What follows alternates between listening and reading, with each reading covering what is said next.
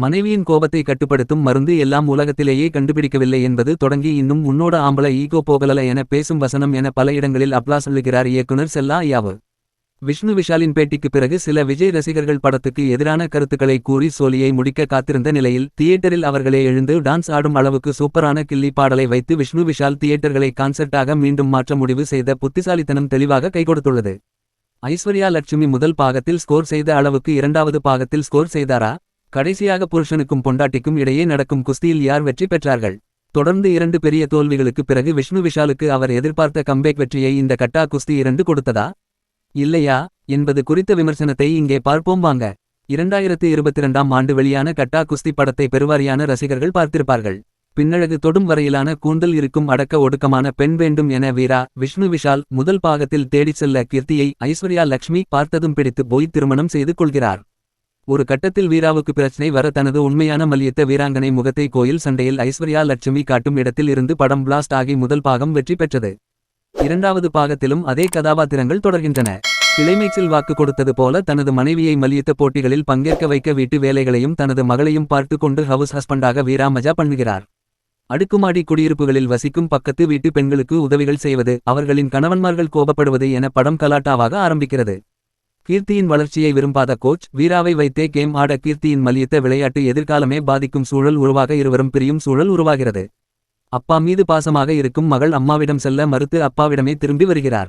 அம்மாவும் அப்பாவும் சேர வேண்டும் என முயற்சிக்கிறார்.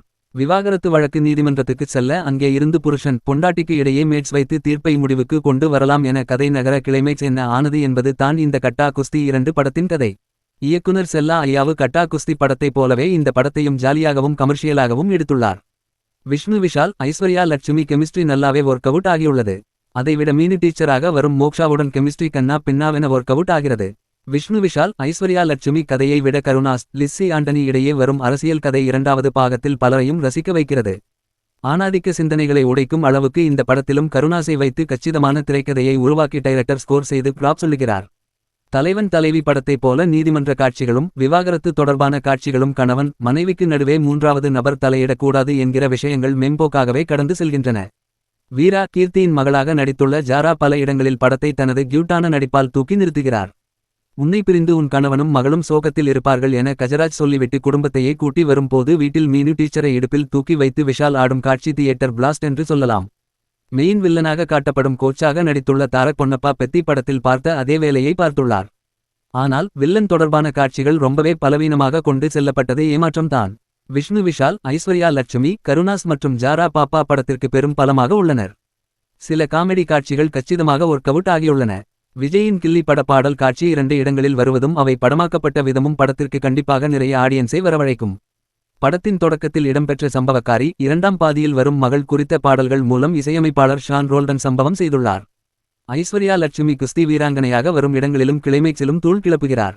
பெண் குழந்தைகளுக்கு சிறு வயதில் இருந்தே தற்காப்பு பயிற்சிகள் கொடுக்கப்பட வேண்டும் என சொல்லும் இடங்கள் என் பொண்டாட்டி கை நாட்டு என சொல்ல ரத்னம் கருணாஸ் மனைவியாக நடித்த லிஸ்ஸி ஆண்டனி ஆங்கிலம் இந்தி என பேசி அசத்தும் காட்சிகள் படத்திற்கு பெரிய பலமாக மாறியுள்ளன. கட்டா குஸ்தி படத்தில் ஐஸ்வர்யா லட்சுமிக்கு கொடுக்கப்பட்ட அளவுக்கு முக்கியத்துவம் 2ஆம் பாகத்தில் அவரை சுற்றி கதை நகர்ந்தாலும் பல நேரங்களில் அவர் காணாமல் போவது போன்ற உணர்வையே தருகிறது. விஷ்ணு விஷாலை சுற்றியே படம் நகர்வது போன்ற உணர்வும் ஏற்படுகிறது. மேலும் ரம்யா கிருஷ்ணனின் கேமியோ காட்சி வரும் வரை என்கேஜிங்காக சென்று கொண்டிருந்த படம் திடீரென வலிய திணிக்கப்பட்ட குஸ்தி காட்சிகள் என அவசரமாக படத்தை முடிக்கும் நோக்கில் நகர்வது மைனஸ் ஆக மாறுகிறது.